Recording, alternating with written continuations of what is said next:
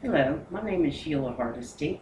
I'm a registered nurse and I'm enrolled in a bachelor's program at Davidson-Elkins College, and I've put together this presentation on maintaining skin integrity that I would like to present for you. I started first by conducting research, and I have laid a copy here of my references. It shows I used about 7 different references when gathering the material to come up with a plan for my hospital on improving skin breakdown. I'm going to start with my paper. The skin is the largest organ of the body and our first line of defense against potential hazardous substances and pathogens. Bardsley, 2013, page 42. The skin is made up of 3 types of tissue: dermis, epidermis, and subcutaneous. When intact, the outer layer of the epidermis, or the stratum corneum, acts as a barrier, preventing excessive loss of water and electrolytes by helping retain moisture in the subcutaneous tissues. Bages, 2014, page 522. Rigorous cleansing or rubbing impairs lipid barrier function, which increases the risk of pathogens entering the body. Bages, page 522. The maintenance of skin integrity is a common challenge faced by healthcare staff in any care setting. Most facilities spend a large amount of time and effort implementing interventions to prevent skin breakdown and restore skin barrier function. Vogel and Vogel, 2008, page 487. Maintaining adequately hydrated skin is essential to prevent skin from losing elasticity and cracking. Bardsley, page 44. The hospital where I work has no structured incontinence care program, with guidelines in place to prevent incontinence-associated dermatitis and pressure ulcers. The staff often wait for wound care to assess before treating skin alterations. Doctors, nurses, therapists, CNAs, and dietitians need to collaborate to provide the highest optimal level of care in an evidence-based practice. An organized skincare program will save the hospital money because the cost to treat or heal or attempt to heal a pressure ulcer is much greater than preventing one. I have brainstormed with and gained input from other experienced staff nurses, nursing shift supervisors, and nurse managers.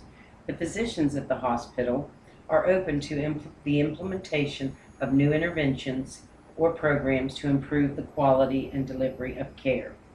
The management of moisture, skin pH, colonization with microorganisms, and friction are a must for maintaining skin integrity. Incontinence-associated dermatitis is defined as inflammation of the perineal area caused by prolonged or repeated contact with feces, urine, perspiration, and wound exudate.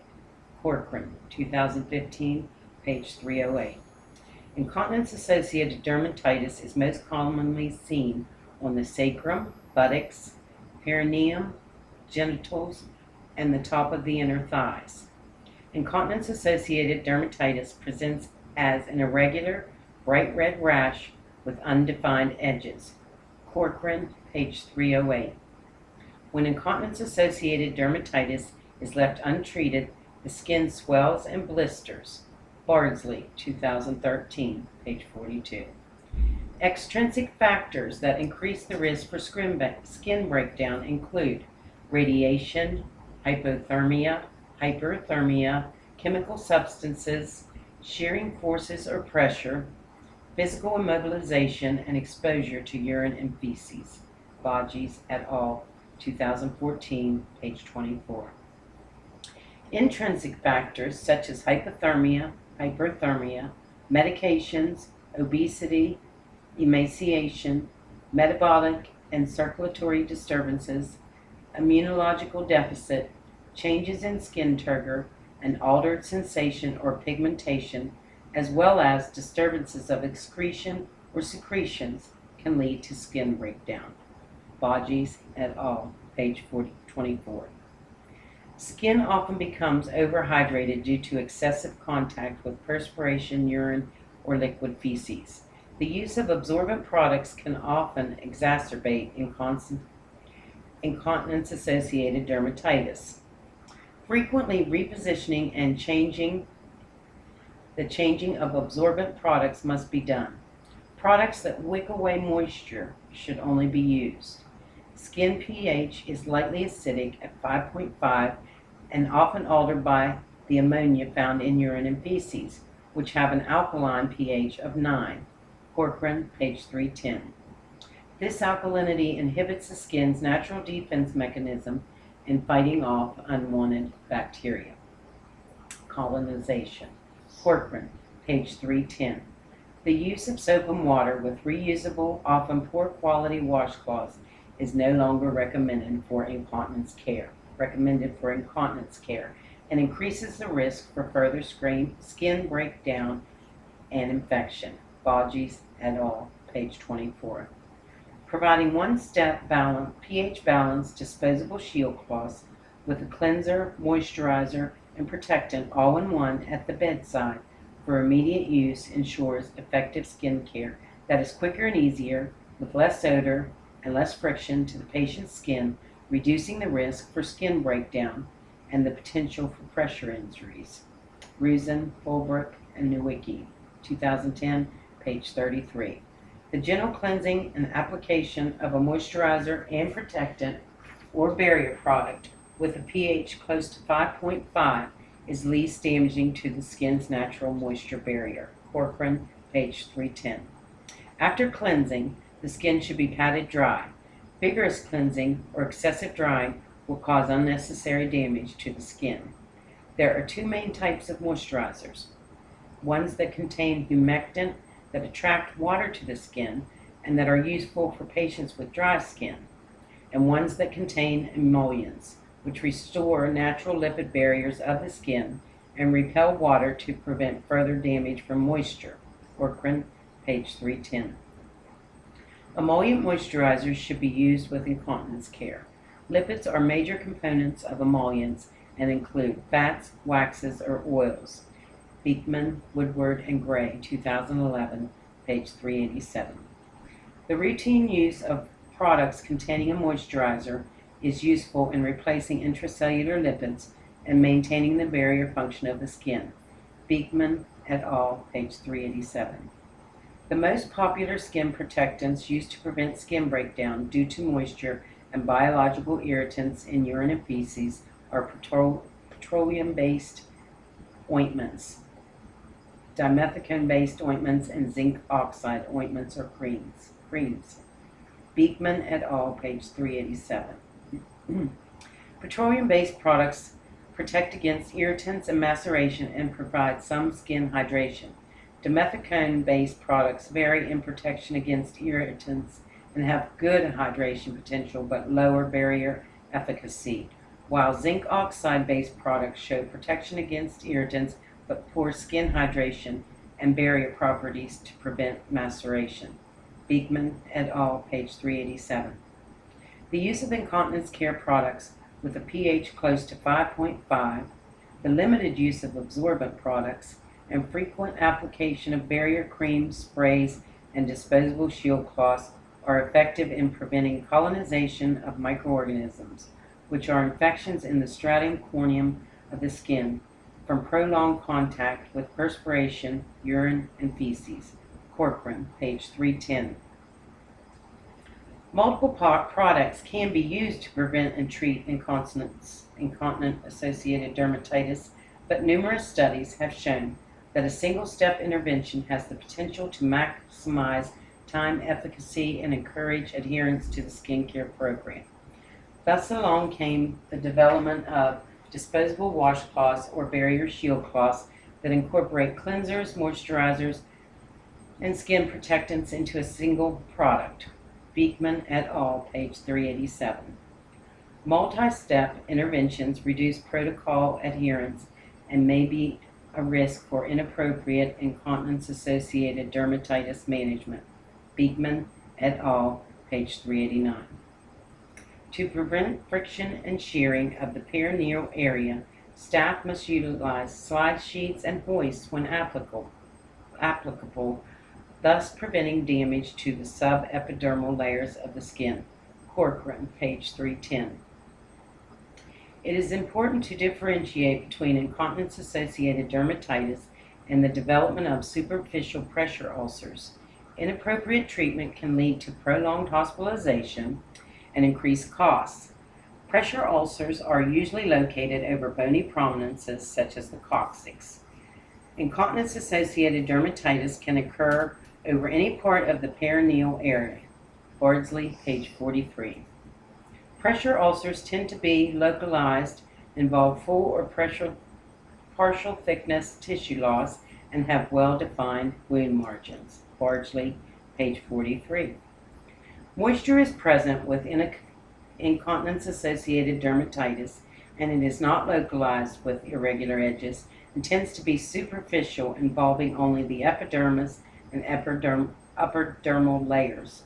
Bardsley, page 43. Emphasis on the importance of essential nursing practices concerning continence, hygiene of the skin, nutrition, and proper turning and positioning are a must for the prevention of incontinence-associated dermatitis and pressure ulcers. Rusin, Fulbrick, and Nowicki, 2010, page 31.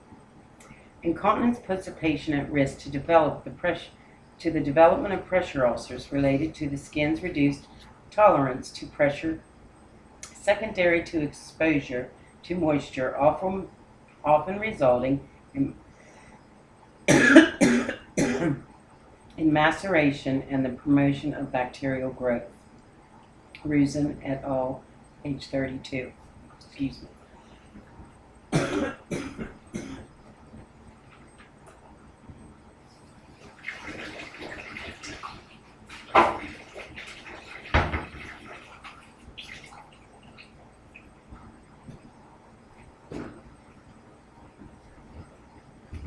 Malnutrition and obesity highly increase the risk for pressure ulcers. Staff need to be educated on the importance of nutrition for maintaining skin integrity. Rusin et al., page 34. Healthcare employees need to ensure meal trays are within reach and offer assistance with eating as needed while keeping mealtime interruptions at a minimum, with procedures and therapies implemented before and after meals. Rusin et al., page 34. The development and implementation of a structured skincare program for my hospital will have a significant effect on patient outcomes by providing cost-effective quality care and an evidence-based practice. My goal is to make a realistic change for decreasing the percentage of skin breakdown at my hospital, which will in turn decrease treatments for skin alterations, infections, and pain experienced related to skin breakdown. An organized plan with an appropriate skincare regimen accompanied by pressure ulcer prevention guidelines is needed to provide patient-centered care. Program education for staff, patients, and families will be completed. Good nursing care from a highly educated staff that educates their patients and families can improve the patient experience, clinical outcomes, and quality of life.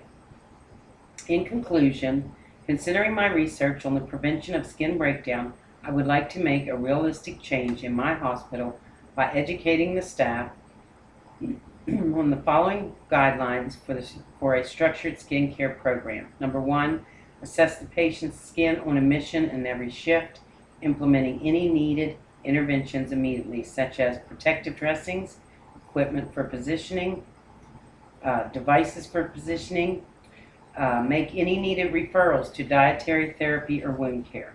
Number 2, while performing incontinence care, gently cleanse, moisturize, and apply a barrier with a single-step pH balanced, no rinse, disposable shield cloth to avoid excessive rubbing, friction, and pressure. Use incontinence products that wick away moisture from the skin. Turn and reposition your patients every 2 hours using the appropriate equipment to reduce pressure, prevent friction and shearing, and provide comfort. Use assistive equipment for transfers when applicable to prevent injury to the skin or the patient. Educate staff and families on the importance of fluid intake and a balanced, healthy diet, thus increasing compliance with the plan of care for a positive patient outcome. The nurses at the hospital will be educated first on the skincare program with a PowerPoint presentation, then the National Pressure Ulcer Advisory Panel, European Pressure Ulcer Advisory Panel, and Pan-Pacific Pressure Injury Alliance have a quick reference guide on the classification, prevention, and treatment of pressure ulcers and welcome the use of their guidelines at an international level, national level, and local level, citing them as the source. Hassler, 2014, page 12 and 13. The nurses at the hospital will receive training on this quick reference guide, international classification system, and the use of the push tool and pressure ulcer healing chart and graph, and will be prepared to care for patients admitted with pressure ulcers or center-acquired pressure ulcers. The nurses will receive a copy of their PowerPoint, a 7-page handout from the National Pressure Ulcer Advisory Panel on their classification system, and a copy of the push tool and pressure ulcer healing chart and graph. The CNAs will complete extra training on maintaining skin integrity and receive a 6-page educational handout.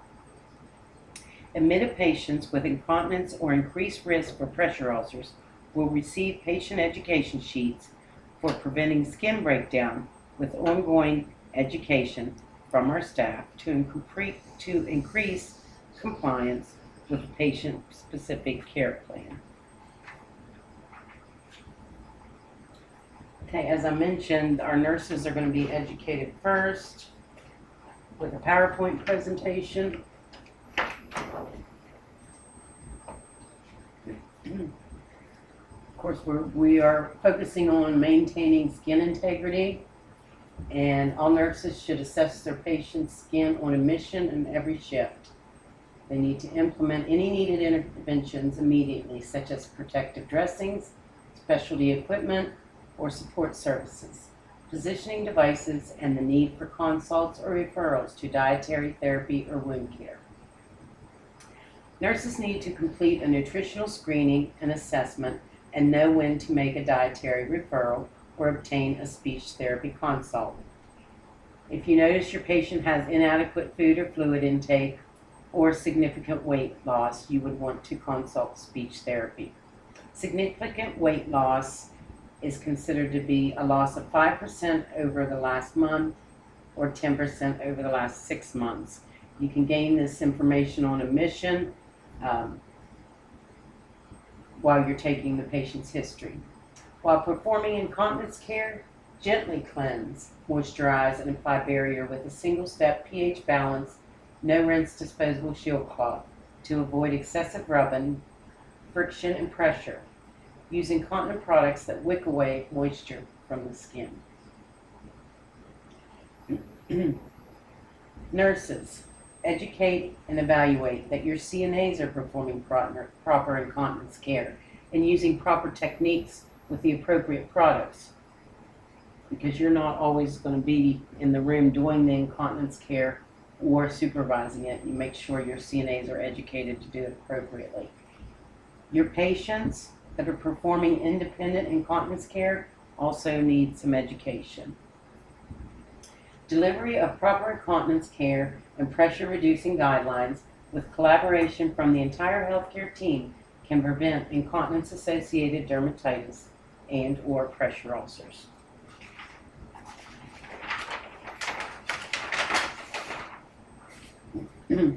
Nurses, notify the attending physician with any signs and symptoms of skin infections, whether they be fungal, bacterial, or dermatitis. Make sure your patients are turned and repositioned every 2 hours using the appropriate equipment to prevent friction, shearing, and pressure. Use and ensure all staff use slide or draw sheets, pillows and wedges, and other positioning devices that prevent skin breakdown and reduce friction and shear. Nurses, know when to make referrals to wound care. When patients need fabrics designed to reduce shear, I don't know if you've seen the slippery maxi slides, they reduce shear and friction on the skin, and other specialty equipment or support services such as alternating pressure mattresses and other devices. When patients need specialty dressings or treatments such as debridement, electrical stimulation, microclimate manipulations, you need to consult wound care. Remember to follow the care plan and use assistive equipment for transfers when applicable to provide safety and prevent injury to the skin or the patient. Educate all staff on the use of proper equipment and do patient education to ensure compliance. Know when to make referrals to therapy. Speech therapy or ST if your patient has inadequate food or fluid intake, weight loss, trouble swallowing, and or problems with cognition. Speech therapy can often treat and help these problems. Occupational therapy can provide techniques and assistive devices performing activities of daily living. Physical therapists can help patients to exercise to increase their strength and endurance, coordination, and the use of assistive devices with transfers and ambulation. Educate staff, patients, and families on the importance of fluid intake, a balanced, healthy diet, thus increasing compliance with the plan of care for a positive patient outcome.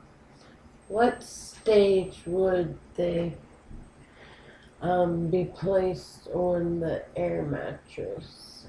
Anyone at high risk, even if they don't have any skin breakdown or pressure ulcer, or a patient that has a pressure ulcer. Even at stage 1? Yes, stage 1, or even if they don't have any, but they're at high risk, if they have inadequate nutrition or inadequate hydration or contractures or immobility where they're not able to move themselves and they're having to be turned in position. Any of those patients would be considered high risk.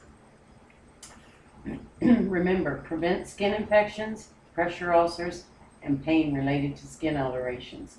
Collaborate with the entire healthcare team to ensure delivery of quality care in an evidence-based practice. Always update the plan of care when implementing new nursing interventions or interventions from the attending physician, wound care, dietary, or the therapy department to provide patient-centered care. Educate, educate, educate. This is a presentation board with a handout that I laid out for you all also. This is a handout our CNAs will receive when they're in service on maintaining skin integrity. They need to know, and probably do know, but it needs reinforced that they should notify their nurse immediately of any skin alterations observed while giving care. After incontinence episodes, they need to gently cleanse, moisturize, and apply barrier with a single-step pH balanced. No rinse disposable shield cloth to avoid excessive rubbing and friction. And as the nurse, it is your responsibility to make sure they know how to give proper incontinence care. Common areas for skin breakdown are displayed below, and your CNAs need educated to know to position their patients to prevent the breakdown in these areas. There's many devices out there to use for comfort and positioning for skin breakdown.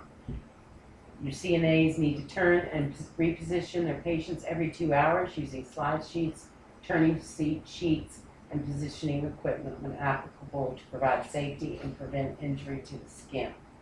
So if your patient cannot turn themselves from 12 to 2, they're on their back, then from 2 to 4, they need to be turned to their left side. And if they can turn themselves, they need to be reminded to change positions every 2 hours. CNAs need to provide safety to the patient's skin with transfers, following the patient-centered care plan for assistive devices and equipment. So if the patient's care plan for the use of a gait belt with transfers or the use of a mechanical lift for transfers, then the care plan needs to be followed. Fluid intake needs to be encouraged. CNAs and all staff need to offer and assist patients with drinking fluids every time they provide care and enter the room while the patients are awake. CNAs and all staff need to encourage patients to eat a balanced, healthy diet by making sure meal trays are within reach and offering to assist their patients with meals and snacks. Mealtime disturbances need to be kept to a minimum by planning procedures and their therapies before and after meals.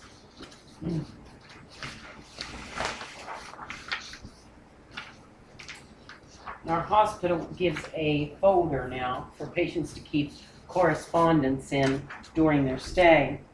And in my plan, I propose that we include the patient education sheets. There's 3 sheets. You have a handout there on skin integrity to remind your patients why they need to eat healthy, to remind them why they need adequate fluid intake and prevent the need for IV fluids. Patients need to be educated on turning and positioning their body every 2 hours to relieve pressure from the skin. And if they are able to turn and position themselves, they need reminded to do that when they're awake, to change positions every 2 hours. They need to use proper incontinence care products and methods after every episode to prevent incontinence-associated dermatitis and skin breakdown. And to encourage compliance, your patients need education on safety and the risks involved if they're not compliant with using their walkers, canes, crutches, whatever it may be. Or if they're non-compliant with using the mechanical lift and try to encourage the staff to transfer them without a lift, you could cause injury to the patient or to their skin.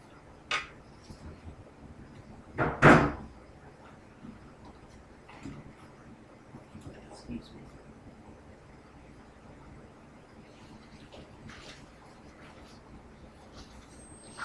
We're almost finished, girls, I think. Be good when you travel to carry the cinnamon wipes, so when you use the bathroom out and away from home, you can wipe yourself good. Good. And if you dribble, that would help. Yeah. Okay, I defined incontinence-associated dermatitis during my research paper, but I have this handout which I've provided that shows pictures of the early stages of incontinence-associated dermatitis.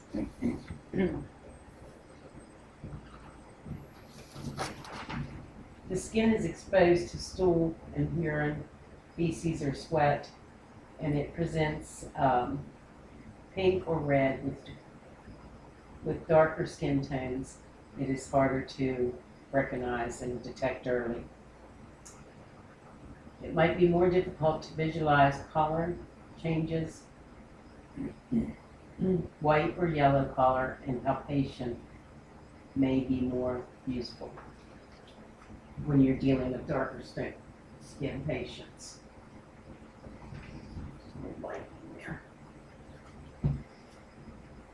If incontinence-associated dermatitis continues without the proper treatment, you'll notice the skin becomes bright or angry red.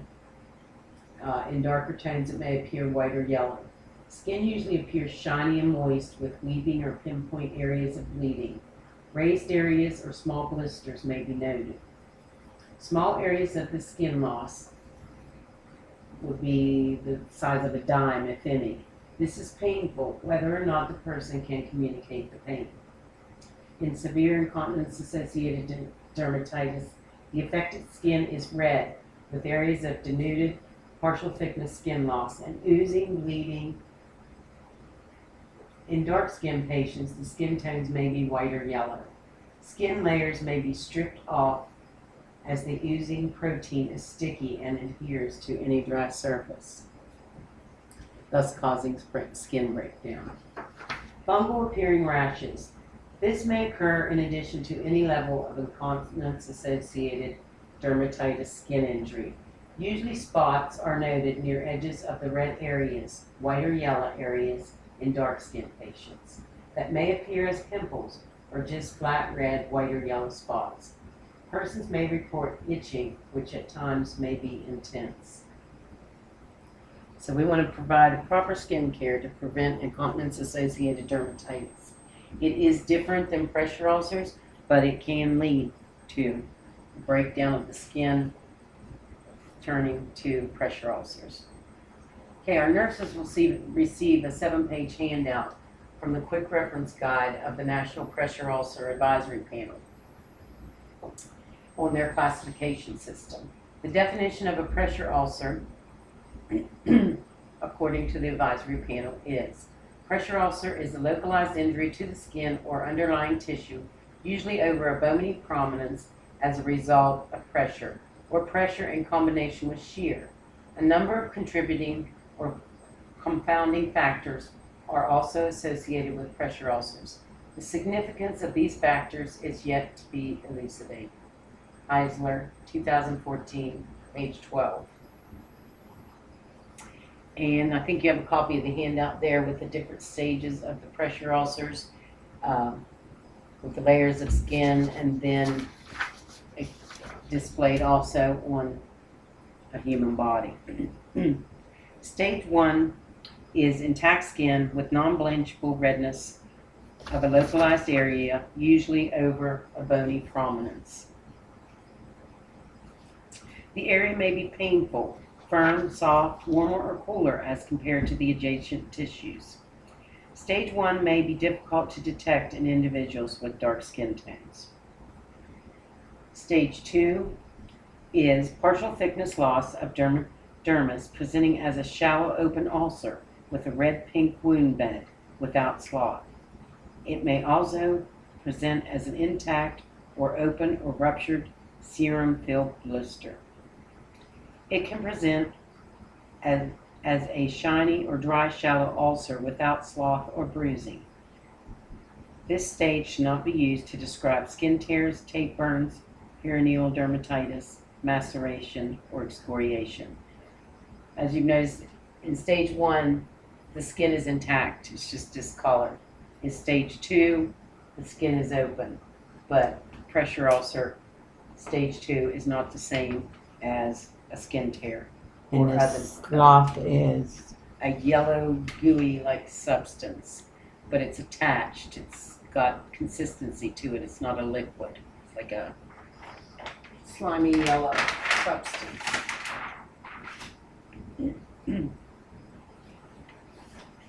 Stage 3 is full thickness skin loss with exposed bone, tendon, or muscle. Oops, I'm sorry, I got the wrong page there. There are too many pages. I knew that wasn't stage 3 when I said it. This page. Stage 3 is full thickness tissue loss. Subcutaneous fat may be visible, but bone, tendon, and muscle are not exposed. Slough may be present, but does not obscure the depth of the tissue loss.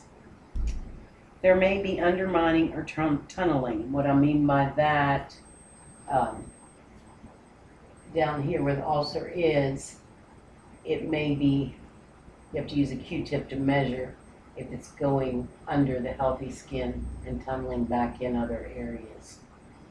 And those areas have to be packed so they can be healed from the inside out where it tunnels. The depth of a stage 3 pressure ulcer varies by anatomical location. The bridge of the nose, ear, occipital, and malleus do not have any subcutaneous tissue. Therefore, stage 3 ulcers can be shallow. In contrast, areas of significant adiposity can develop extremely deep stage 3 pressure ulcers. Bone or tendon is not visible and is not directly palpable. For those of you who are not nurses, palpable means you can touch. If it's something's palpable, you can touch it or palpate it. So with the stage 3, you cannot palpate bone or tendon. If the pressure ulcer does not receive proper treatment or the patient is very debilitated and does not start to heal, it continues on till it is a stage 4 pressure ulcer with full thickness tissue loss and exposed bone, tendon, and muscle. Slough or eschar. Eschar is black tissue. Slough or eschar may be present in some parts of the wound bed. Often there is undermining or tunneling. Once it gets to this point, you can see a lot of tunneling or undermining under that top layer of skin. How long And- does it take to heal those? It's one that long. Some never heal, but it is possible to heal them. A lot of it depends on whether the patient is has a good rehab potential as far as being mobile again. Maybe they were in an accident and they've been immobile and have gained pressure ulcers, and if they're going to get better and be able to move and do therapy, whether they eat well. And a lot of times, even with the mobile patients, they can give them stomach tube feed and give them food, liquid food through the stomach. It does help heal pressure ulcers. So it is possible to heal these, but it is very hard to heal them and very expensive once they get to that stage. And it depends on the health status of the patient. Is that the stage where the wound vac is usually used? Usually the wound vac is applied at stage 2 and sometimes 3. It's Prevent not it to prevent for getting to a 4.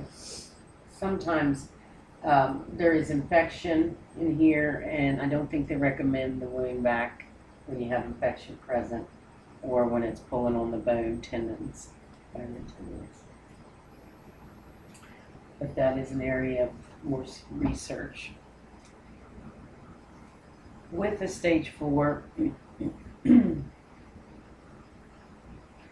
the depth of the stage 4 pressure ulcer varies by anatomical location again. Stage 4 ulcers can extend into the muscle and or supporting structures such as tendons and joint capsules, making osteomyelitis possible. Exposed bone tendon is visible and directly palpable, which means you can touch it. Bone or tendons are palpable in stage 4. If there's no infection present, I know we have used wound vacs, but if there's infection present, I think there's precautions or restrictions on whether using the wound vac because of osteomyelitis. I think you have to rule out osteomyelitis first. Okay, we have 2 stages left, and they are unstageable. The first one is unstageable, the ulcer with an unknown depth. It can be full thickness tissue loss in which the base of the ulcer is covered with yellow, tan, gray, green, or brown slough, and or eschar, which is the tan, brown, or black in the wound bed. Until enough slough or eschar is removed to expose the base of the wound, the true depth of the stage cannot be determined, because you don't know until this is taken off what's behind it or under it and how deep it is.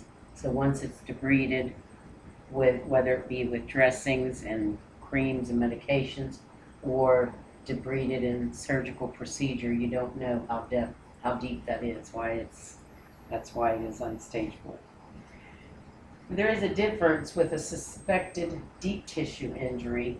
The depth is unknown on that also, but it appears as purple or maroon localized areas of discoloration, intact skin, or blood-filled blisters due to damage of the underlying soft tissue from pressure and or shear.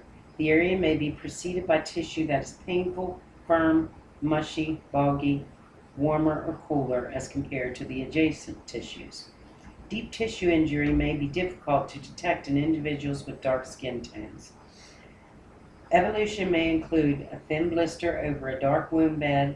The wound may further evolve and become covered by thin eschar. Evolution may be rapid, exposing additional layers of tissue even with optimal treatment. And I have seen this either way, where this looks kind of like a bruised maroon, purple, black area. And we have used Proderm or Granulex dressings on them, or rubbed them several times a shift or a day with Proderm or Granulex. I have seen this skin peel off, and there'll be really nice pink granulating skin underneath, new skin by the time you get this to peel off, or I have seen it open into an ulcer. So does that mean it's controllable or unhealing? It is controllable. Yes. And hopefully it just peels off with good skin underneath. I've seen that many times, and that is the means you're using the proper treatment.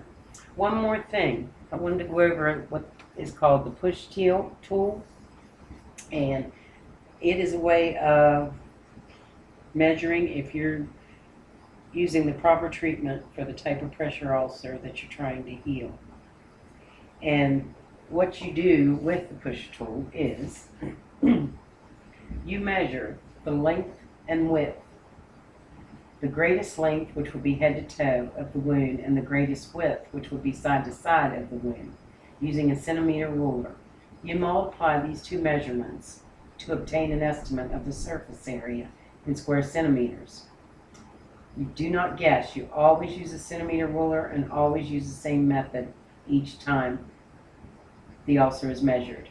Now, when you measure your length times width, you're going to go up here and give it a number and record a subscore.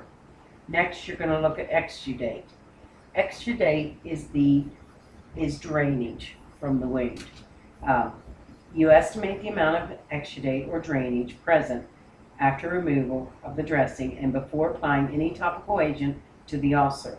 Estimate the exudate or drainage as none, light, moderate, or heavy. So you go up here in the exudate category as moderate drainage, you record a 2 in the subscore. There's only 3 categories to record a number, which makes the form fairly simple. Then next is the tissue type. We've got necrotic tissue, which is eschar, black, brown, or tan tissue that adheres firmly to the wound bed or ulcer edges and may be either firmer or softer than the surrounding skin. If there is eschar, you would record a 4. If there is slough, but no eschar, then you would record a 3. If the tissue is granulating or pink new skin coming on, it's pink and beefy, with a shiny, moist, granular appearance, you would give it a score of a 2. And so forth and so on. The form is self-explainable. Anyway, you take the total score, and that is your push tool score. And does that give you any certain things you should do? Yes, you can measure whether you're doing proper things or whether you need to change your plan of care or treatment. Because you take your push tool scores and you document them on this pressure healing record. You observe and measure your pressure ulcers at regular intervals, and you put your push tool score here, whether it be a 6, a 2, a 5. Then you're going to get them down here. This is a graph, and each person would have this in their chart. So if it's a 5 this week, next week it's up to a 7 or 8, it's not healing well. Sometimes they will get worse, depending on what stage they're at, before they get better and the score starts coming down. Sometimes they never heal. Many times you might have a score of 6 or 7 the first time, and a week or 2 later you might be down to a score of a 3. You know the treatment you're using is right if this graph is falling instead of rising. And this is a widely used tool, mostly in long-term care, but I think a lot of hospitals that have a wound care nurse also use that in wound care, and wound care centers use it.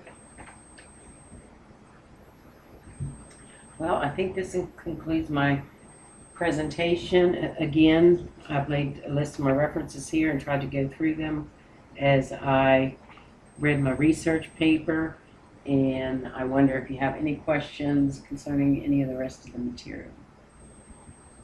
No? Okay, well, I thank you for your participation.